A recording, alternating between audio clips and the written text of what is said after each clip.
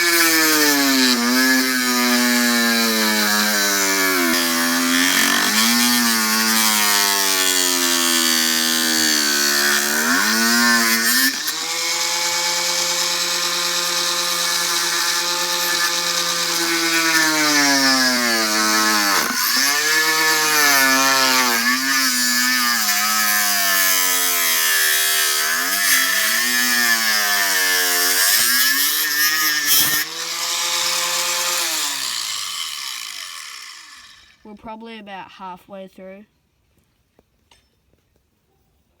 Got almost got all the rubber off. Leftover rubber. More leftover.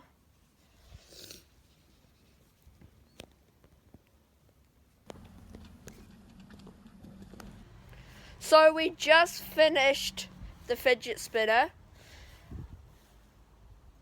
And if you liked it, leave a like down below, subscribe, and I'll see you in the next one. Peace.